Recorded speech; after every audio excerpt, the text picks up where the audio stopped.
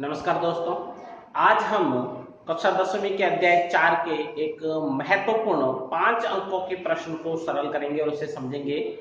दो चरों वाले रेखीय समीकरण युग्म, जहां पर हमें दो अज्ञात पद दिए हुए होते हैं x और y के रूप में, तथा रेखिक समीकरण, रेखीय समीकरण का मतलब इस पे किसी भी प्रकार की कोई घात नहीं होती, सामान्य सरल समीकरण के रूप में होता है, जिसे हम ग्राफीय विधि या आलेखीय विधि जिसे कहते हैं उसके माध्यम से सरल करके, ग्राफ बना करके और उसके माध्यम से हम उसको सरल करके उसका हल ज्ञात करते हैं। यह प्रश्न निश्चित तौर पर बोर्ड परीक्षा के अंदर हमें 5 अंकों के प्रश्न के रूप में प्राप्त होता है। तो हम देखेंगे दो चरों वाले रेखिक समीकरण युग्म। हमें यहाँ पर प्रश्न दिया हुआ है 2x माइनस 5y प्लस 4 बराबर 0। दूसरा समीकरण है 2x प्लस y माइनस 8 बराबर 0। इस प्रकार हमें दो समीकरण युग्म दिए हुए हैं, मतलब जोड़ा दिया हुआ है, और हमें इसे सरल करके x और y का मान ज्ञात करना है।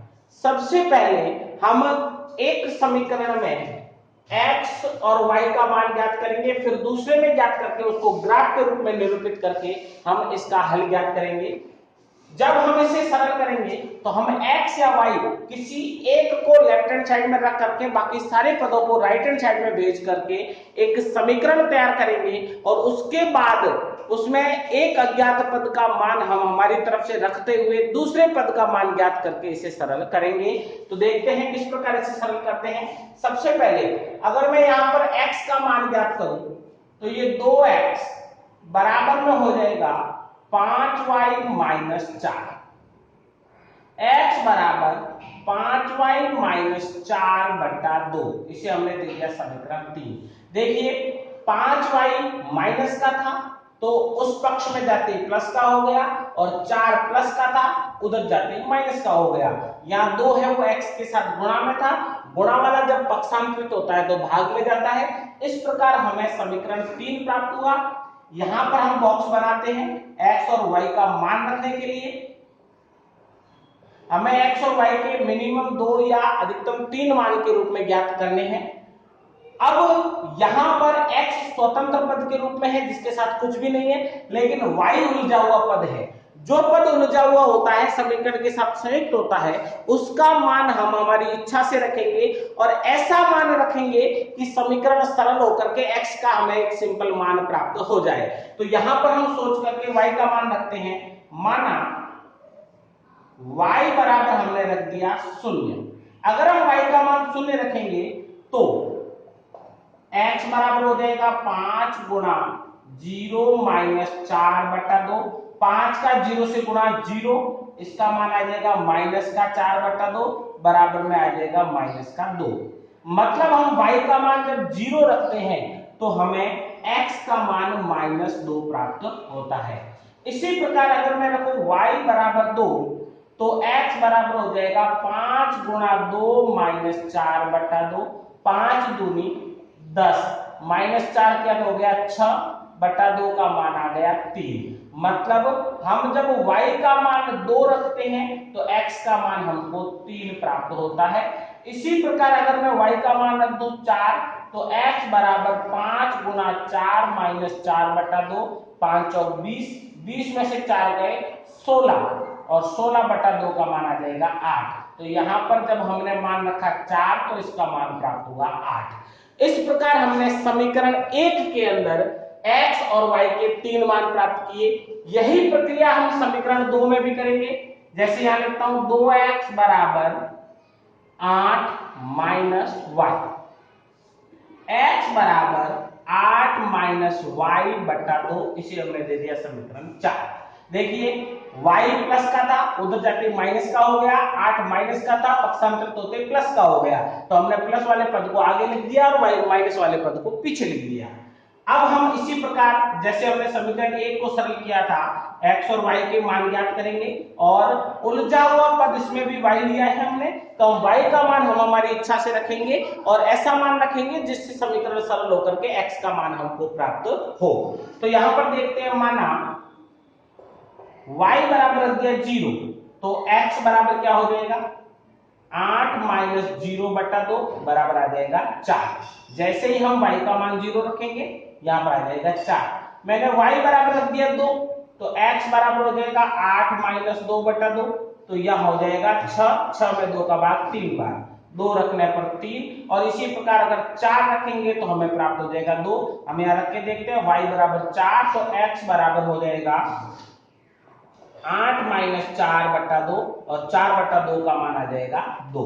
तो यहां पर हमने 3 मान दूसरे समीकरण के भी ज्ञात किए, जिसमें x और y का मान जो है हम इस सारणीबद्ध रूप में ले लिया। ध्यान ये रखना है, जैसे हमने यहाँ पर y का मान 0 रखा, y का मान 2 रखा, y का मान 4 रखा, ये मान हमने सोच समझ करके इस प्रकार रखा कि जब भी हम 8 में से y के मान को घटाएं तो ऐसा अंक प्राप्त हो या ऐसी संख्या प्राप्त हो जिसमें 2 का भाग आसानी से जाए। हम कोशिश ये करेंगे कि मान ऐसा रखें कि हमारा उत्तर एक पूर्णांक के रूप में प्राप्त हो, दशमलव वगैरह के रूप में या भिन्न रूप में प्राप्त नहीं हो, ताकि हम उसको ग्राफ में निरूपित करते समय जो है वो आसानी से निरूपित कर सके। अब हम इसका ग्राफ बनाते हैं। यह मूल बिंदु 0, 1 2 3 4 5 6 7 8, -1 -2 -3 -4 -5 -6, -1 -2 -3 -4 -5, 1 2 3 4 5 6। हालांकि इस अंकन से पहले हमको पैमाना लिखना होता है। राइट हैंड साइड में पैमाना होगा x अक्ष 1 सेंटीमीटर बराबर मैंने लिया है 1 इकाई, और इसी तरह से y अक्ष वही का वही 1 सेंटीमीटर बराबर 1 इकाई के रूप में मैंने यहाँ पर लिया है, इसलिए मैंने अंकन 1 2 3 4 5 के रूप में लिया। अगर हम बड़ी संख्या हमको यहाँ पर x और y के मान में प्राप्त होती है तो हम 1 इकाई न लेकर के उसको 2 इकाई के रूप में 2 4 6 8 10 12 इस प्रकार से ले सकते हैं, और उससे भी बड़ी संख्या होती है तो हम 5 इकाई के रूप में 5 10 15 20 25 के रूप में भी लेकर के इसको अंकित कर सकते हैं। अब इस दोनों x और y के मान को हम संख्या रेखा के रूप में या ग्राफ में प्रदर्शित करेंगे, और दोनों की अलग अलग जो ग्राफ की लाइन खींचेंगे, जहां दोनों रेखाएं एक दूसरे को प्रतिच्छेदित करेगी वही हमारे इस प्रश्न के उत्तर के रूप में प्राप्त होगा। तो आइए देखते हैं। सबसे पहले x का मान -2 और y का 0। जब x का मान -2 और y का मान 0 यहां अंकित किया, हल्का सा पेंसिल के नोक पे रूप में करके ऊपर एक गोला लगा दीजिए ताकि पता चले कि इसके अंदर हमारा एक बिंदु है। हमें किसी भी प्रकार के अंकन को इस प्रकार घोटना नहीं है जिससे कि वो 2-3 लाइनों को कवर कर दे। इससे जो हमारी जो लाइन खींची जाएगी वह गलत भी हो सकती है। x का मान 3 और y का मान 2, यहाँ x का मान 3 और y का मान 2 हमने यहाँ अंकित कर दिया। x का मान 8 और y का मान 4, यहाँ x का मान 8 और y का मान यहाँ आ जाएगा 4। तो इस प्रकार हमने तीनों कर दिया और इन तीनों को हमने स्केल की सहायता से मिला दिया।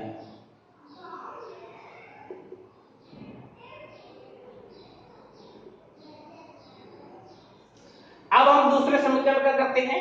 x का मान 4 y का 0, ये x का 4 और y का 0 यहाँ आ जाएगा। 3 और 2, ये हमारा 3 और 2 मान पहले से आया हुआ यहीं आ जाएगा। 2 और 4, ये 2 और यहाँ आ जाएगा ये 4।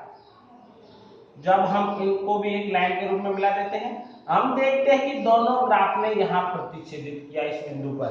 यह बिंदु है, हम इस बिंदु के जो है निर्देशांक जो है वो लिखते हैं। हम देखते हैं कि इसमें x का मान तो आया 3 और y का मान आया 2, तो यह हमारा आंसर है।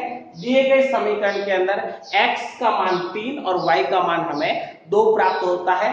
इस प्रकार का एक प्रश्न निश्चित तौर पर हमें बोर्ड परीक्षा में मिलेगा।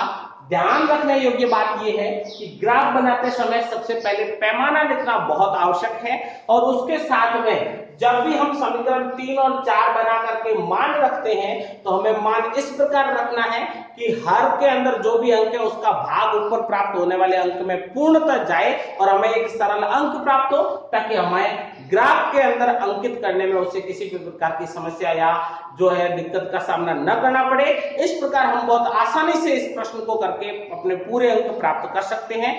तो ध्यान से समझ करके हम इस प्रश्न को करें तो कहीं पर भी इसमें कोई भी गलती होने की संभावना नहीं रहेगी। अगले टॉपिक में हम एक और 5 नंबर का जो है वो प्रश्न करेंगे अध्याय 17 में से। तब तक के लिए नमस्कार।